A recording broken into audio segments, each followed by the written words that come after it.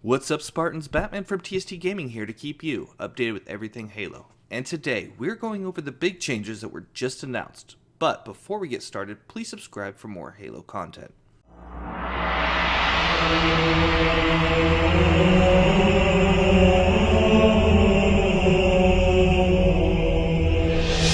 So John Unisek, the senior community manager at 343 Industries, announced the upcoming changes on Waypoint, and we will be providing a link to the full form in the description below.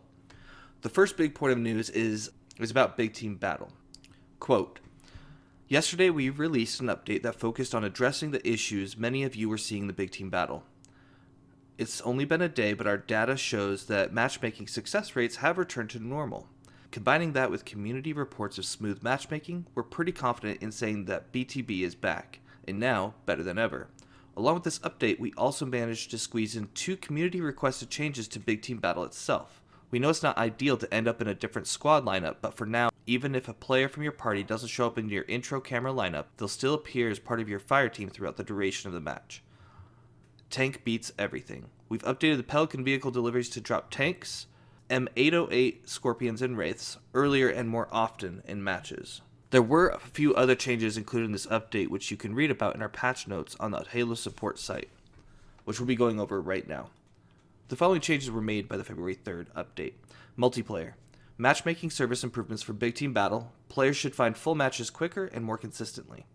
Scorpion tanks and Wraiths will appear more frequently on BTB maps. Fireteam members in BTB matches will have the selected fireteam marker color, but may still start the match in different areas of the map. Join in progress rules updated to avoid matchmaking into games which are nearly complete. Changes to Oddball in both ranked and arena multiplayer playlists. If the score is tied when a round's timer runs out, 1 minute is added back to the timer. If the score is tied at the end of the additional minute, then the round will be declared a tie. The match will end if 2 separate rounds end in a tie, and the victory will go to the team with more rounds won. Halo Championship Series variant of Free-For-All added to the custom game modes list. In custom games, changes to Free-For-All Slayer, Free-For-All Oddball, Neutral Flag, and Tactical Slayer game options update correctly.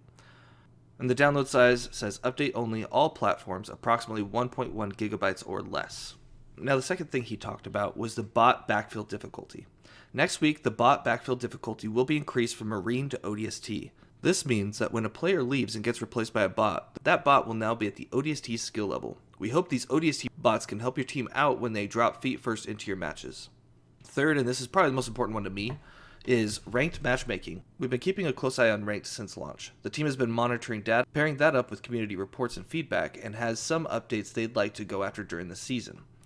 Since we'll be making some improvements mid-season, we plan on resetting competitive skill ranks. After implementing these updates and giving everyone a fresh start, we expect players to get redistributed more accurately. As we get closer, we'll be sure to give everyone a heads up on when exactly they can expect all this to land. If you're close to that next rank, now's the time to go after it. We hope that you've been enjoying these weekly updates, and we'll see you online for some BTB. These updates are very huge in making sure that Halo Infinite is where it should be. First off, Big Team Battle's now fixed.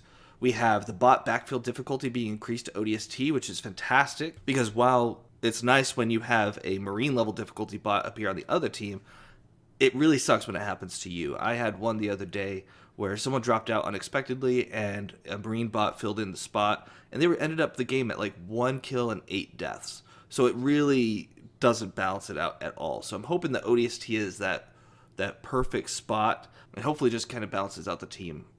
These changes are much needed. And the ranked being reset, I really think this is a good first step for 343 to make Halo Infinite what it could be.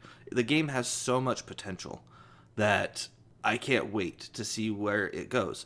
I mean, even just into Season 2, I think it'll feel like a whole different game with the new maps, with the new 3-month season, so it doesn't feel like you're just grinding the same battle pass for 6 months, which, I mean, a lot of people have already finished them, myself included.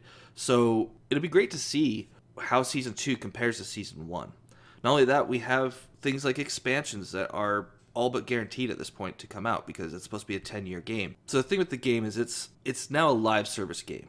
It's never fully done. And they'll keep adding to it, they'll keep adjusting it.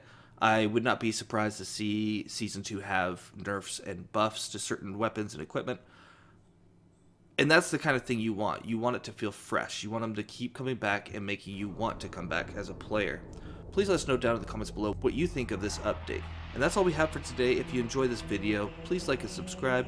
Thank you for watching TST Gaming, and until next time, just play.